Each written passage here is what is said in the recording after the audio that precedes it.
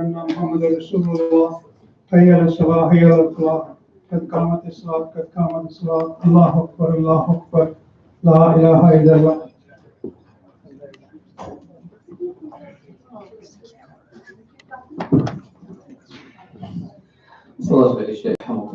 استقيموا واعتدلوا. Straighten your lines. Please turn off your phones. Thank you. الله أكبر. الحمد لله رب العالمين الرحمن الرحيم مالك يوم الدين إياك نعبد وإياك نستعين اهدنا الصراط المستقيم صراط الذين أنعمت عليهم غير المغضوب عليهم ولا الضالين.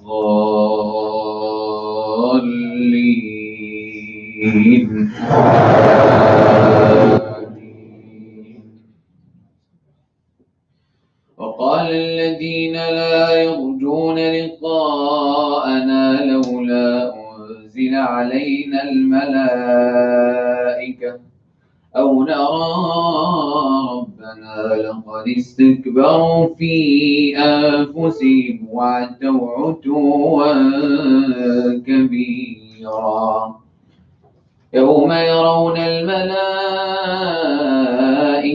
لا بشرى يومئذ للمجرمين ويقولون حجرا محجورا. وقدمنا إلى ما عملوا من عمل فجعلناه هباء منثورا.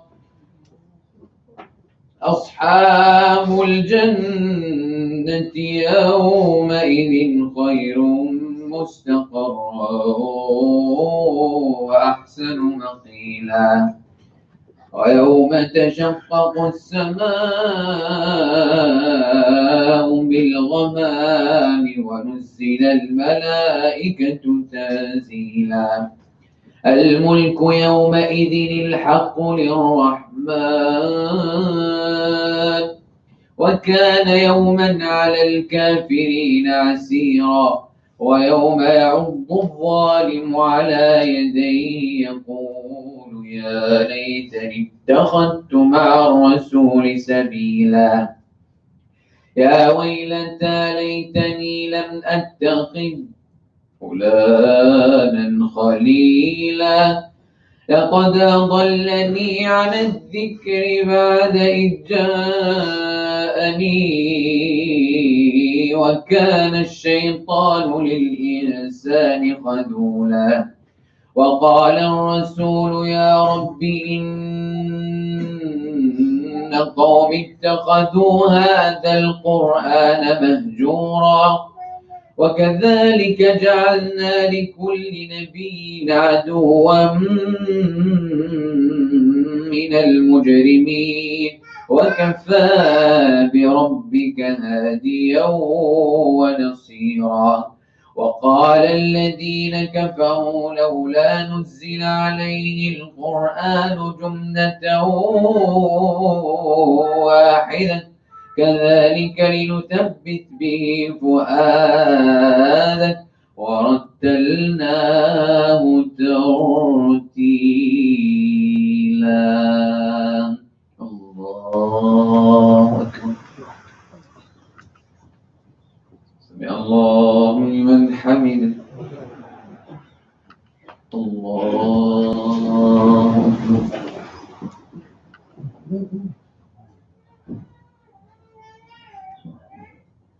الله أكبر. الله أكبر.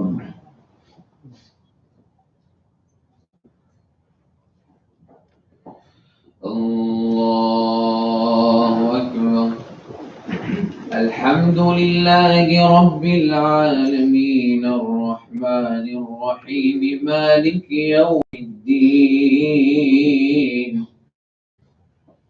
إياك نعبد وإياك نستعين الضالين اهدنا الصراط المستقيم صراط الذين أنعمت عليهم غير المغضوب عليهم ولا الضالين آمين. ولا يأتونك بمثل إلا جئناك بالحق وأحسن تفسيرا الذين يحشرون على وجوههم إلى جهنم أولئك شر مكانا وأضل سبيلا ولقد آتينا موسى الكتاب وجعلنا معه أخاه هارون وزيرا فقلنا اذهبا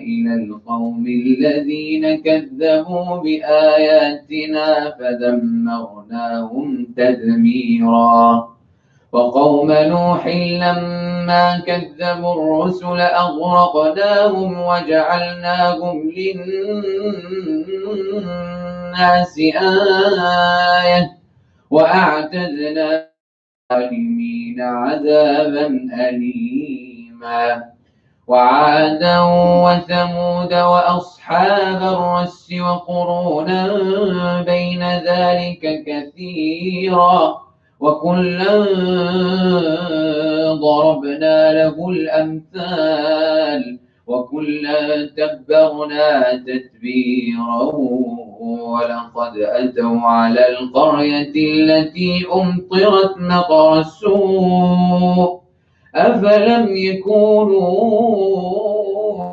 لا يرجون نشورا وإذا رأوا يتخذونك إلا هزوا أهذا الذي بعث الله رسولا يا أفأنت عليه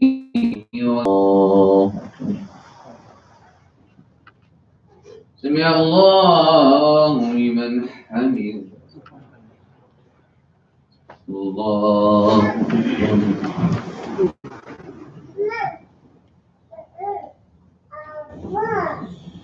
الله أكبر الله أكبر الله أكبر الله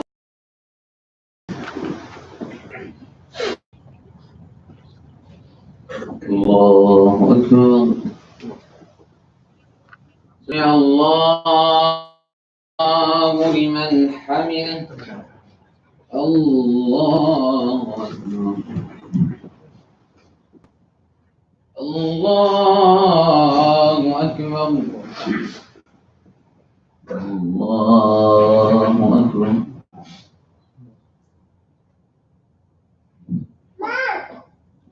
الله أكبر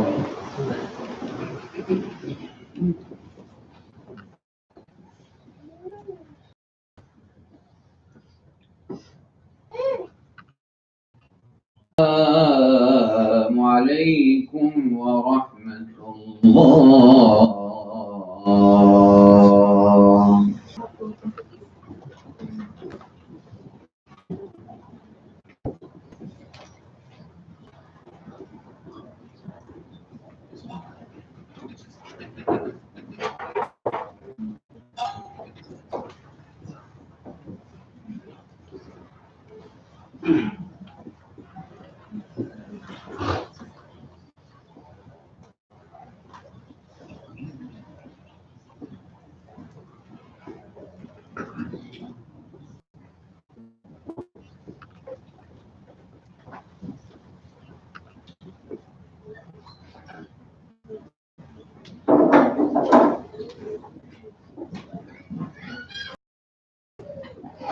صلاة التراويح حفظكم الله.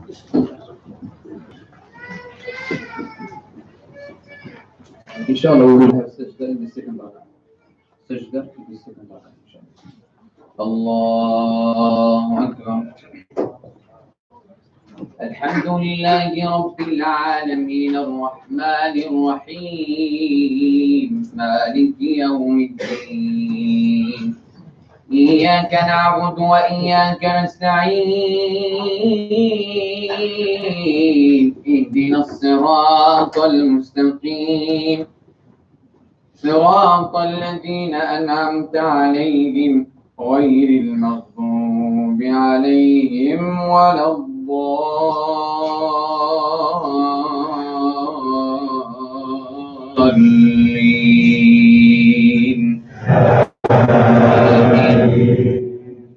أم تحسب أن أكثرهم يسمعون أو يعقلون إن هم إلا كالأنعام بل هم ربك كيف مد الظل ولو شاء لجعله ساكنا ثم جعلنا الشمس عليه دليلا ثم قبضناه إلينا قبضا يسيرا وهو الذي جعل لكم الليل لباسا والنوم سباتا وجعل النهار نشورا وهو الذي أرسل الرياح بشرا بين يدي رحمته وأنزلنا من السماء ماء طهورا لنحيي به بلدة ميتا ونسقيه مما خلقنا أنعاما وأناسيا كثيرا ولقد صرفناه بينهم ليذكروا فأبى أكثر الناس إلا كفورا ولو شئنا لبعثنا في كل قرية نذيرا فلا تطع الكافرين وجاهدهم به جهادا كبيرا وهو الذي مرج البحرين هذا عذب فرات وهذا ملح أجاج وجعل بينهما برزخا وحجرا محجورا وهو الذي خلق من الماء بشرا فجعله نسبا وصهرا وكان ربك قديرا ويعبدون من دون الله ما لا ينفعهم ولا يضرهم وكان الكافر على ربه ظهيرا.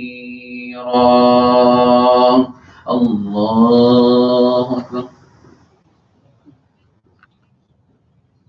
الله لمن حمده. الله أكبر. الله أكبر. الله أكبر.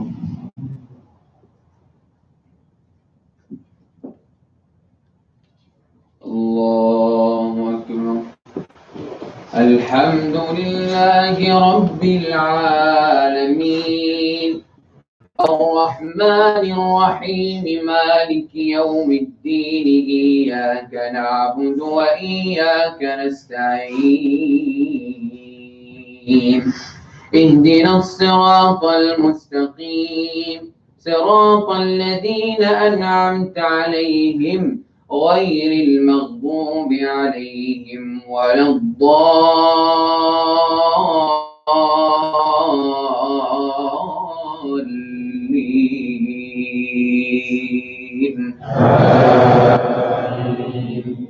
وما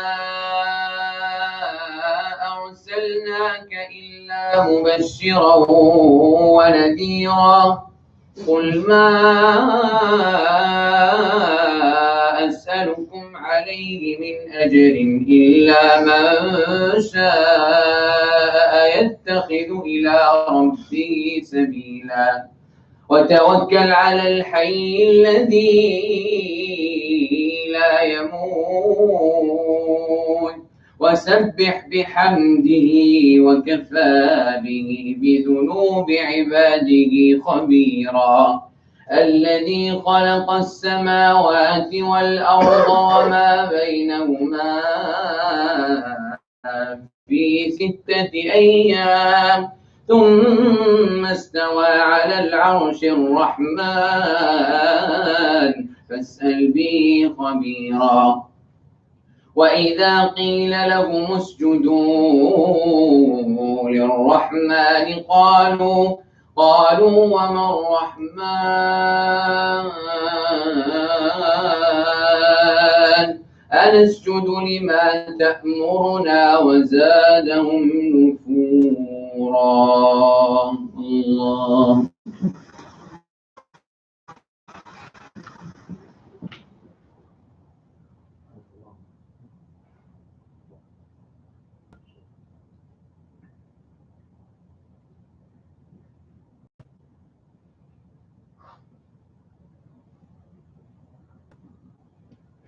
الله أكبر الذين يمشون على ربنا اصرف عذاب جهنم إن عذابها كان غراما إنها ساءت مستقرا ومقاما والذين إذا أنفقوا لم يسرفوا ولم يقتروا وكان بين ذلك قواما الله أكبر سمع الله لمن حمده الله أكبر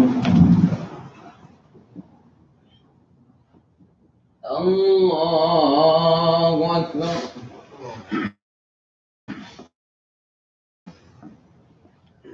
الله أكبر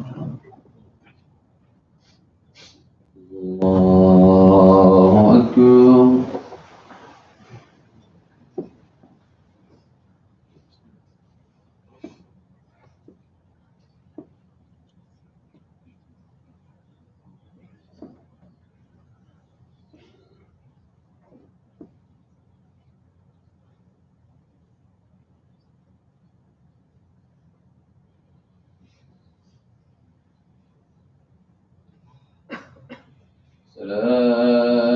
السلام عليكم ورحمة الله السلام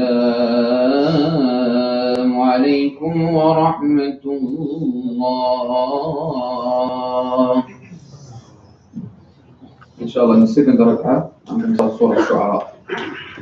الله أكبر الحمد لله رب العالمين الرحمن الرحيم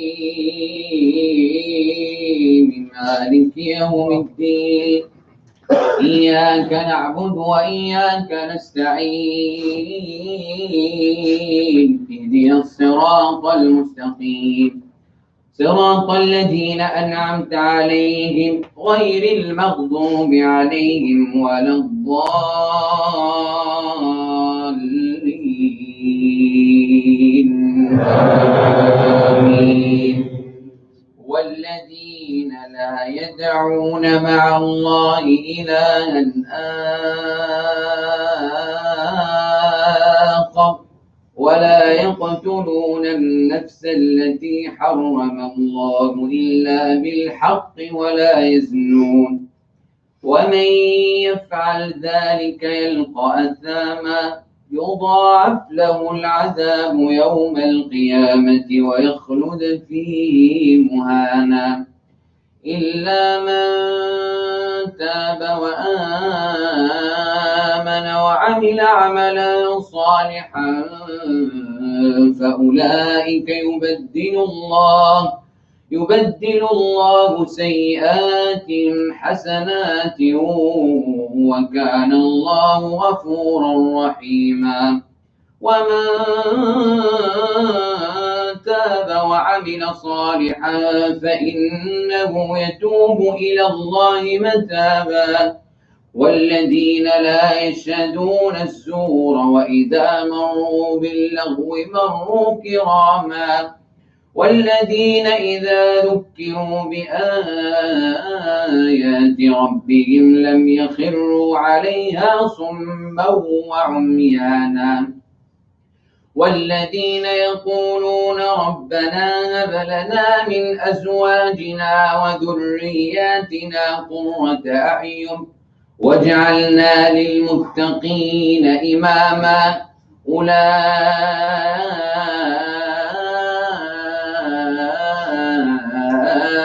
يجزون الغرفة بما صبروا ويلقون فيها تحية وسلاما خالدين فيها حسنت مستقرا ومقاما. قل ما يعبأ بكم ربي لولا دعاؤكم قل ما يعبأ بكم ربي لولا دعاؤكم قل ما يعبأ بكم ربي لولا دعاؤكم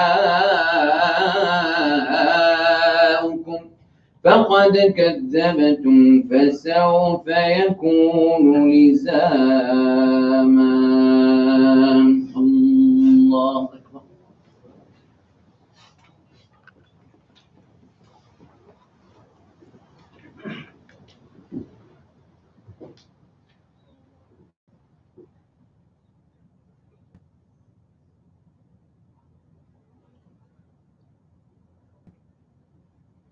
الله أكبر. طاسيم تلك آيات الكتاب المبين لعلك باخع نفسك ألا يكونوا مؤمنين إن نشأ ننزل عليهم من السماء آية فظلت أعناقهم لها خاضعين. الله أكبر.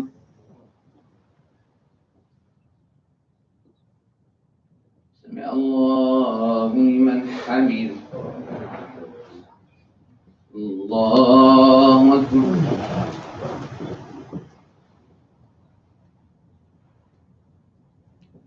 الله أكبر. الله أكبر.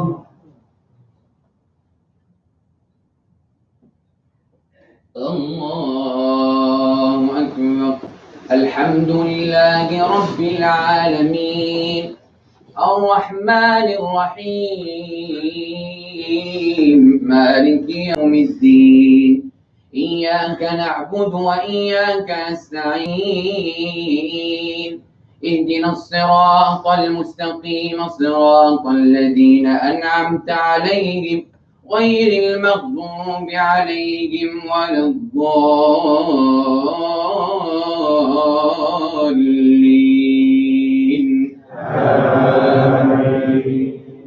وما يأتيهم من ذكر من الرحمن محدث إلا كانوا عنه معرضين فقد كذبوا فسيأتيهم أنباء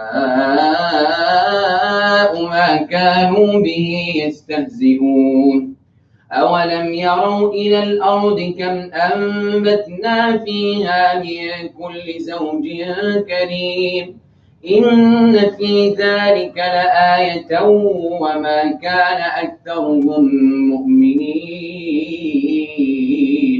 وإن ربك لهو العزيز الرحيم. وإذ نادى ربك موسى أن ائت القوم الظالمين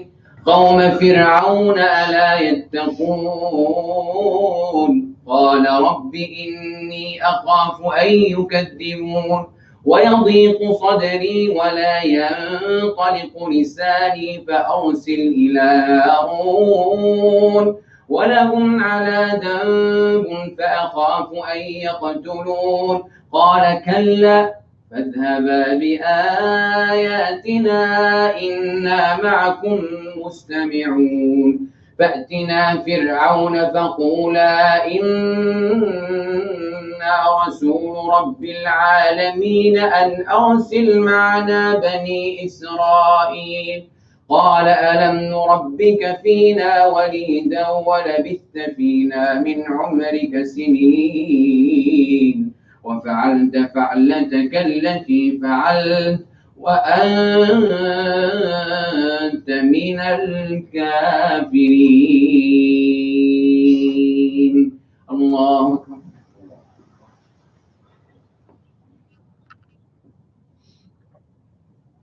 سمع الله لمن حمده. الله أكبر.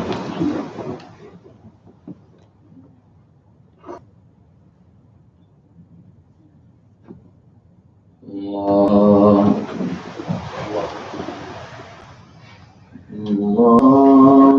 أكبر.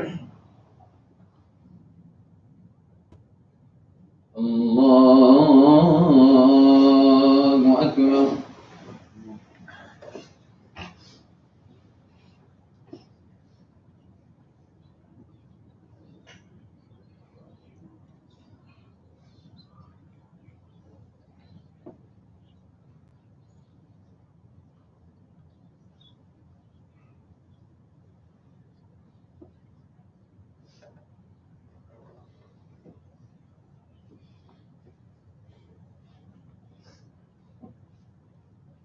السلام عليكم ورحمة الله.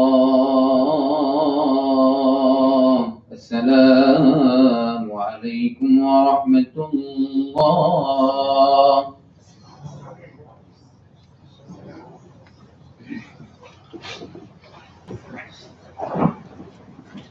السلام عليكم. بسم الله الرحمن الرحيم والحمد لله والصلاة والسلام على سيدنا رسول الله وآله وصحبه وسلم.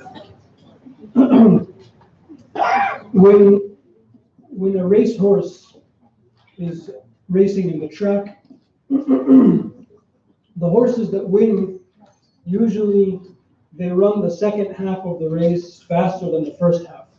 So they pace themselves, and as they come around the bend and they see the finish line, they go all in. And the ulama use that analogy for this part of Ramadan, because tonight is the night of the 19th. And if Ramadan is 29 days, which I think this year will be, then tonight begins the last 10 nights of Ramadan. And because it's an odd night, it could be one of the nights of Laylatul Qadr. So look to the finish line and go all out. And to that I wanted to I'll mention something about the recitation in a second, but I wanted to talk about the dua. And I wanted to offer some thoughts about how we can make these last 10 nights beneficial. So sometimes when you hear somebody say that, oh, it's the last 10 nights, it can be later, but sometimes you get overwhelmed. What do I do? Okay, what more can I be doing? Fasting, Tarawih, what more can I do? And the answer is you actually don't have to do that much more. But what you have to do is you have to come up with a little program that works for you. And this is based on the hadith of the Prophet ﷺ. He said, whoever spends and seeks out Laylatul Qadr, man qama Laylatul Qadr, imanan wa ihtisaban, with faith and vigilance and calculating observation, Allah Ta'ala will forgive them. You have to really, really believe in this hadith. And the Prophet ﷺ said the same thing about Ramadan. He said, whoever man qama Ramadan, imanan wa ihtisaban, whoever attends to Ramadan with faith and with calculation and with vigilance, Allah will forgive all of their sins, past and in a narration, future. In another narration. And then he said the same thing, sallallahu alaihi wasallam, about Laylatul Qadr. So based on this hadith, what you should do in nation is something along the following. You should think of a series. One category is the akhirah dua, hellfire, and Allah make us better in our faith. Let's go in threes. So Allah forgive us, and this is based on the hadith of the Prophet when Sayyidah Aisha asked the Prophet, what do I do in Laylatul Qadr? He said, make the dua, Allahumma innaka afoon tuhibbul afwa fa'fu anna. Allah, you are forgiving, you love to forgive, so forgive me. So we ask for forgiveness, we ask from salvation from the hellfire, inshallah, and we ask Allah to make us better in our faith. Just repeat that. That's one. The second, that's something that's personal to each one of you. What do you need in your life? What would you like, give up? And be so overwhelmed by, I need everything. All seriously, I'm not just saying that. I want you all to seriously think about this. Every single night, let us all pray this mosque, the best mosque in the United States. And I don't mean that as hyperbole. I mean that honestly. I really, really, really mean that. I want all of us to come together every night, starting tonight until the last night of Ramadan, from the depths of our heart, with the same amount of energy that we have for all of the other dua, to make the dua that this mosque becomes the best mosque in this country. Let me tell you why this is really, really important. Many years ago, I was invited to Omaha, Nebraska, and I met Warren Buffett's, one of his daughters, who runs one of his charities. And she told me that there was a faith project in which there was a synagogue, a church, and a mosque, and they were all, building the places of worship next to each other, and there was going to be a fourth building that was like an Abraham house or something like that. Because I was doing coexist work, she invited me. Okay, so I went, and personally, I just thought I was going to meet Warren Buffett. That's the only reason why I went, but that didn't happen. I saw his house, but that's all that happened. Anyway, they took me to a tour, and the only thing that was constructed at that time was the synagogue.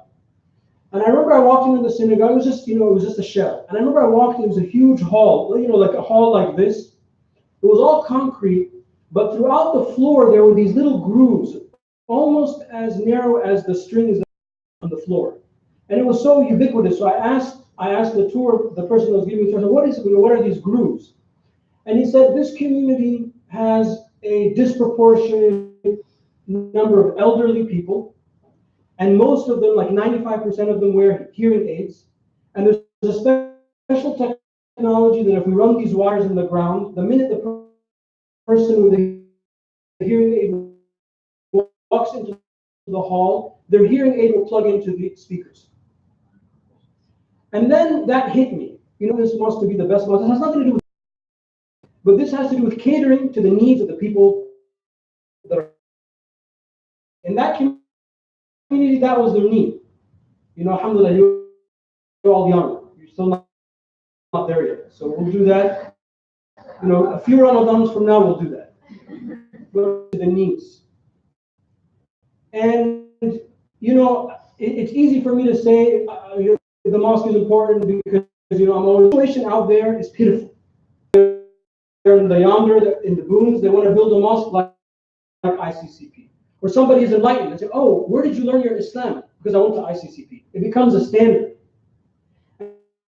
And that's the history of all of our institutes, decade after decade. Now all you have to say is, I learned from Azhar. Even some of my teachers, when somebody would fight with them and say, how do you, what's your dalil? They would point to their turban and they say, this is my dalil. Meaning this is where I learned my Islam from. I want this mosque to be like that. And for this to happen, we need to come together spiritually before we come together financially. So let that dua, that communal dua, every night be, Allah, make this the best mosque in this country. So you have a set of dua for the akhirah.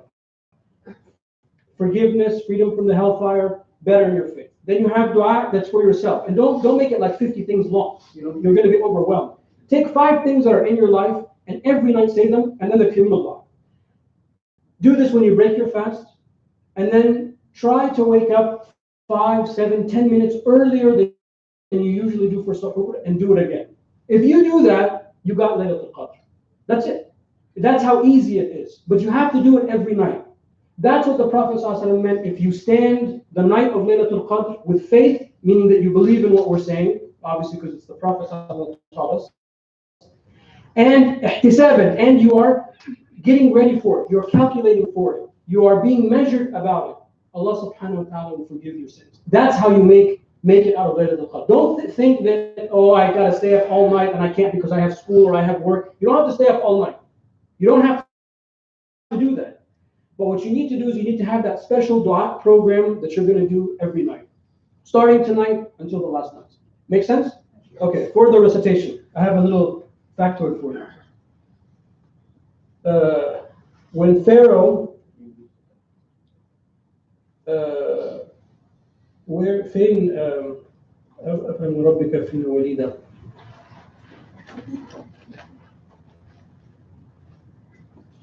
لا هنا في الشعراء.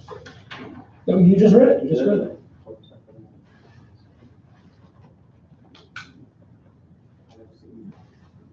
So when Moses,